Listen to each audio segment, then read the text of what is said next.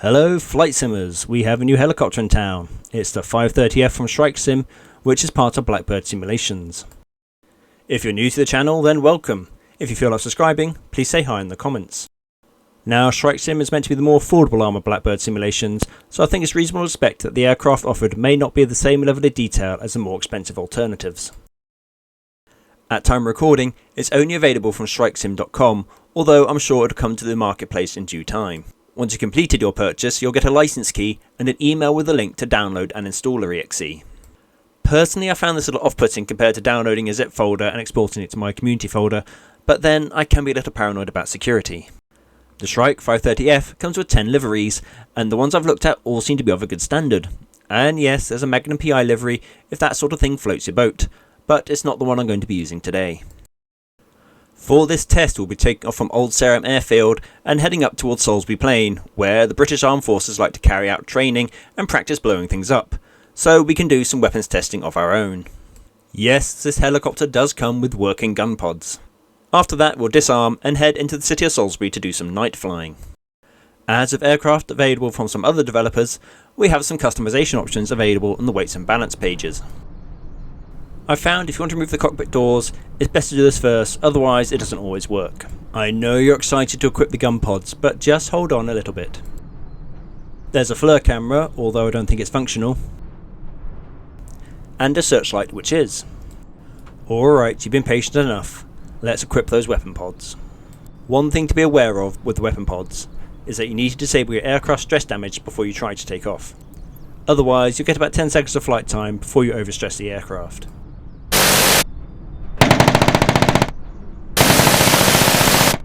Oh yes, and the weapons work right away, even without any power or any kind of arming procedure, which I find a little weird, so watch that trigger finger. There's not much in the way of extras, but you do get these little placards that swing out from the dash. They're a little too small to read in flight, but I like the way they swing when you bank.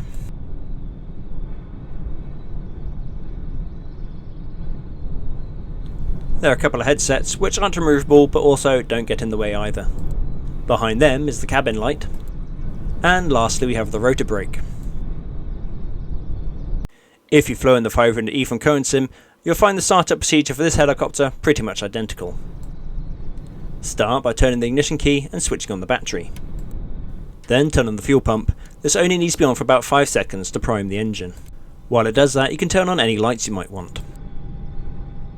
With the engine primed, let's turn our attention to the collective. Raise the idle release and check the throttle is closed. Press the starter release on the front of the collective, then after about 3 to 4 seconds, roll the throttle until the idle release re-engages.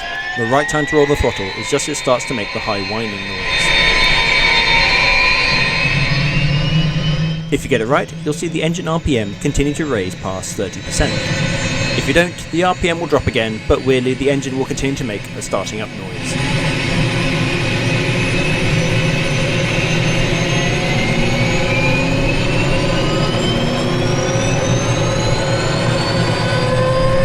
Once everything stabilises, we can gently roll the throttle in the rest of the way.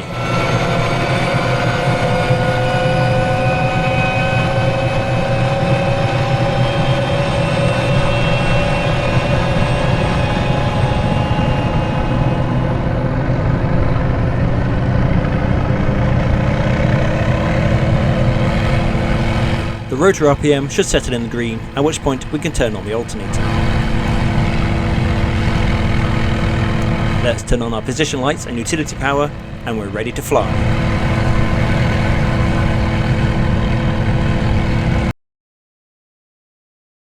For takeoff, you want some left pedal and a small amount of aft left stick.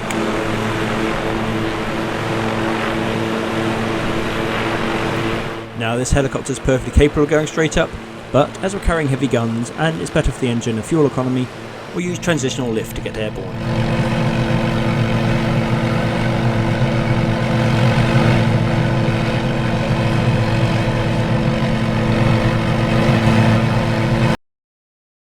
Now, if you've flown the Cohen Sim 500E, which personally I think is a great helicopter, you know the controls are quite sensitive and can be a little challenging. However, in the Shrike 530F, it's a much more stable and relaxed flying experience. Which is better is something I'll let you decide for yourself. If you struggled with the 500E, then this may be a better option for you. If you've flown one of these in real life, I'd love to know in the comments which you think is more realistic. Now let's try some more aggressive handling.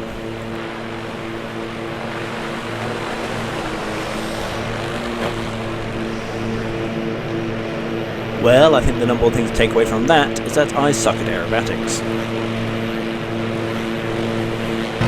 Sightseeing is more my thing, and on the right we have Stonehenge.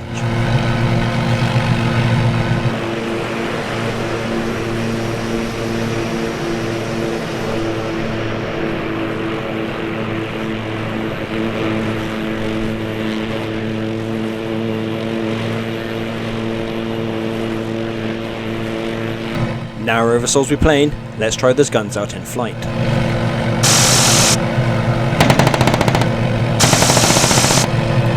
Personally, I find the minigun sound a little underwhelming, but the 50 cal sounds good.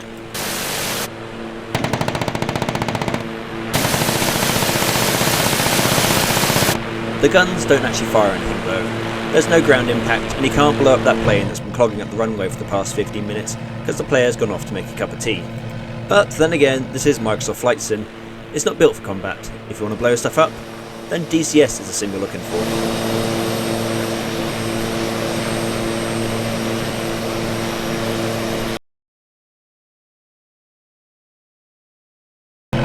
We're approaching RAF Keyville, where we're going to land.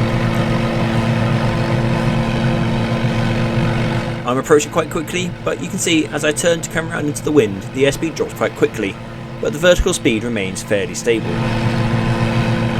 If you struggle landing helicopters, then this might be a good one to practice on, as it's fairly forgiving.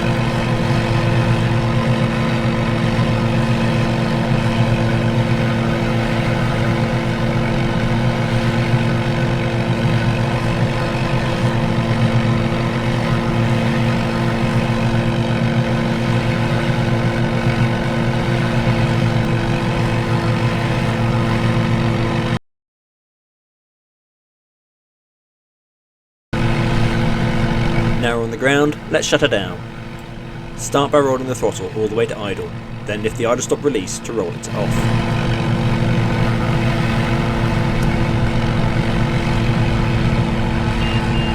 You can stop the engine out alarm by turning off the generator. You can go ahead and turn off the ignition too, and then just wait a bit for the rotors to slow down. Once the rotor speed is down to around 30%, you should be able to safely apply the rotor brake.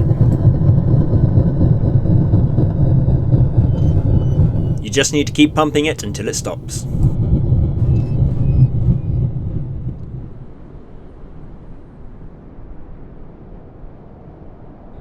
With the rotor stopped, all that is left is to turn off the battery.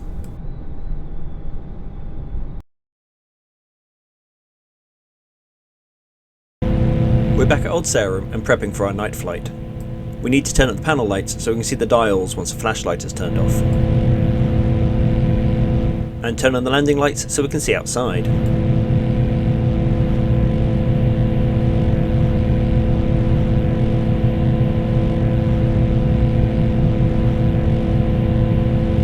You may want to turn off the cabin light too, but I find the dials aren't quite bright enough on their own.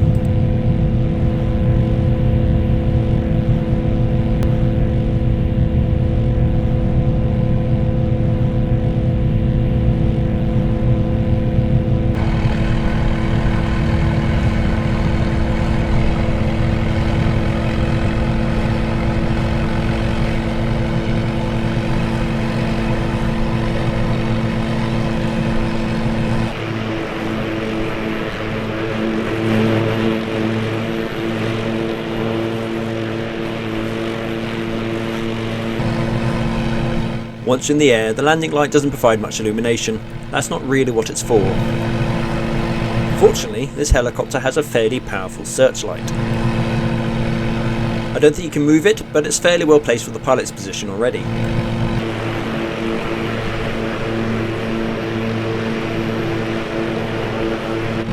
It's perfect for picking out a landing spot, finding people who need rescuing off mountains, or tracking down bad guys.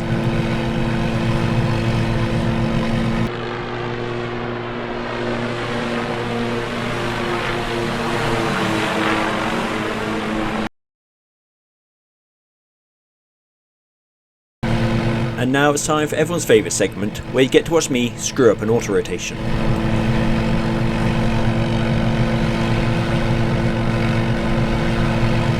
I'll be pulling the fuel valve in 3, 2, 1...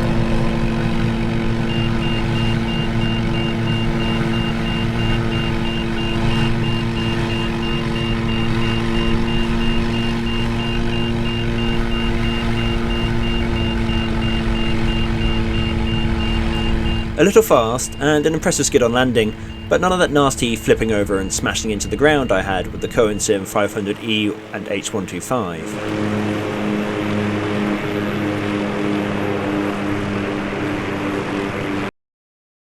So, is the Shrike 530F any good? Well, yes, especially for the price. The Sim 530E is the obvious comparison, and I feel it provides a more complete simulation experience, as well as having all the bells and whistles. But the Shrike's selling point is its lack of complication, without appearing cheap. And the guns. Everybody likes the guns. But aside from the firepower, it's easy to fly, so if you're looking to build your confidence with helicopters, or you just want something to simply bomb around in, this is certainly worth your consideration. I hope you also consider hitting like and subscribe. Until next time, fly safe.